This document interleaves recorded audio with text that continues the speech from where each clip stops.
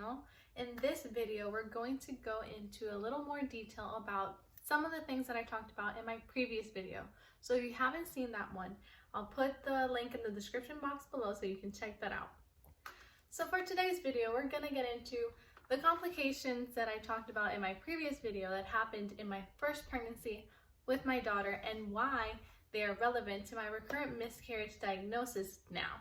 So one of the first things that I talked about was a little something called IUGR, and this is what my daughter was diagnosed with when she was in my belly in my third trimester, which meant that she was measuring 2 weeks behind her gestational age. So let's say instead of measuring at 30 weeks while being 30 weeks, she would measure 28 weeks while still being 30 weeks. The second complication is preeclampsia, and I got that in my third trimester as well. It was very out of the blue. No symptoms, like I didn't have swollen hands or feet, it just happened, and the only reason they found out was because they were monitoring my blood pressure very closely. The third complication we didn't even find out about until I gave birth actually, and that was a placental complication. Now, the reason we know this is because after I delivered my daughter, when I delivered the placenta, we saw that it was very, very small. It was smaller than average placentas normally are. So this had me and the doctors kind of put 2 and 2 together that that's what's probably causing the IUGR in my daughter. Because if the placenta isn't big and healthy, it can't make the baby big and healthy as well. Another complication would be a premature birth. Because of the preeclampsia and the IUGR, my daughter was born 4 weeks early. And then lastly, it's not really a complication, it's more something to kind of jot down as something important, is that once I gave birth and after I delivered the placenta, generally doctors clean you out to avoid complications with clotting and other things as you're healing. But in my case, it was taking a really long time, and my husband started to get worried, and he asked the doctor because he was looking as they were doing this, and there was a lot of blood and stuff. Super TMI, I know, but I'm sorry. And the doctor basically explained that I had an abnormal amount of blood clots. Now, I didn't really think anything of this because all of my life during my periods, I've always had pretty heavy clotting, so I didn't think anything of that at the time. And also, nobody said anything, nobody seemed too alarmed, so I just kind of brushed it off. Now, the reason all of these things are relevant right now is because they're kind of giving us an idea of what could possibly be going on with my body that is causing my recurrent miscarriages. So 2 weeks ago, I went to see my OB to get checked out and see how I was doing after the miscarriage. And I got a chance to talk to him about things that I didn't think I would get to talk to him about yet.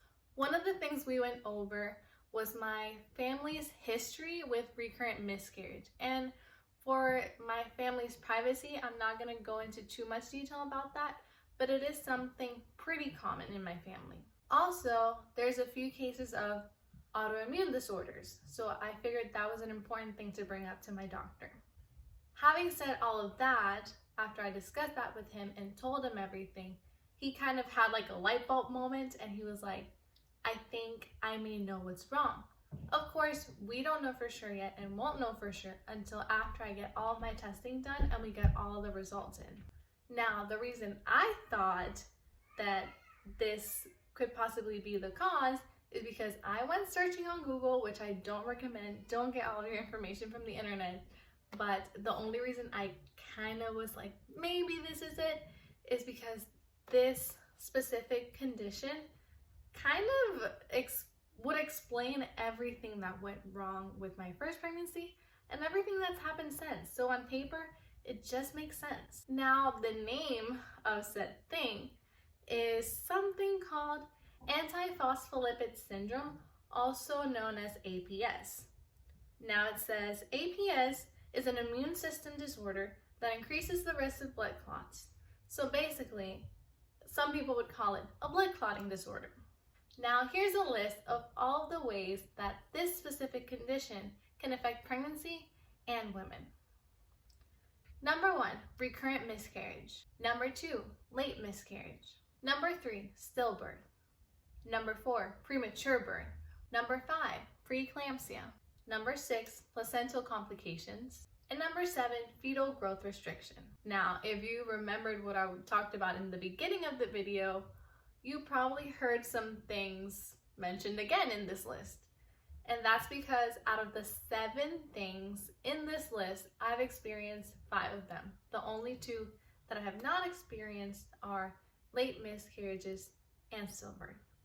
So basically, this is a big reason why the doctor thinks that it could be it, because it just explains everything perfectly, and it would make sense that I have this condition since all of my complications and situations are the basic ones, or like the ones that are known for this syndrome. Another thing that kind of made him think that is that in my family, I've also had people with the same exact complications as me. And he's like, that's something that's not normal, because every person is super different and every pregnancy is super different. You yourself can have 5 different pregnancies and they all be very different. So unless there's an underlying cause, no 2 people, just because they're family, should have the exact same complications. So going off of that, he's like, I'm pretty sure you and your family member share something in common that's causing these problems. So that's basically our theory right now.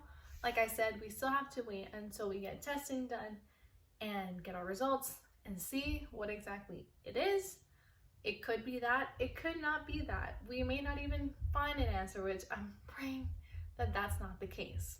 But now, the reason why I kind of hope this is, it's not because, oh yay, I want to have this situation. It's not anything like that.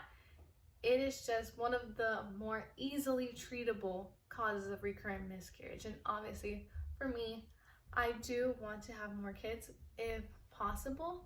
So before I try again, I want to know if there's a cause, and hopefully that cause has a treatment. This is one of the things that the doctor noted when he told me about the possibility of it being APS. He said, good news, if it were to be that, it is treatable. And some of the things that cause recurrent miscarriage aren't treatable. So that's why I'm kind of hoping for it. But that's basically the summary of that. And also, before I go, I want to tell you guys a little update on my chromosome testing, which is not super great news. I was actually pretty upset about it. But I went to get my HCG levels checked because, for those of you who don't know, after you have a miscarriage, they monitor your HCG so that it goes down. And especially in my case, since I have to get testing done, it has to be at 0 before some of the tests that I do get done. But anyway, I went to go get that done, and they told me that they actually didn't take the chromosome test.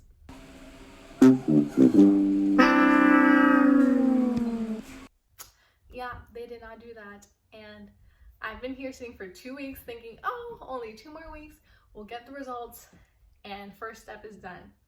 So no, not exactly. My husband got them done in time, so his will be in time. Mine will be 2 weeks late. So today's Sunday, I have to go in tomorrow morning, Monday, to get it done finally. Because even the day that I went, they told me, oh, I'm sorry. Even if you haven't gotten it done, you can't get it done today because the cutoff hour is 1:30, and I got there at like 1:40. So I was not too thrilled about that. But it's okay, life happens, and hopefully tomorrow I'll get it done, and then 4 weeks from tomorrow I'll get the results, and by then my husband's will be in. So I'll definitely make a video on that, but bad news is it'll probably be later than expected. Also, comment below if you have any questions or any sort of video that you would like me to make. I would love to get your feedback on that, but that would be it for this video. I love you guys. See you guys in the next one. Bye.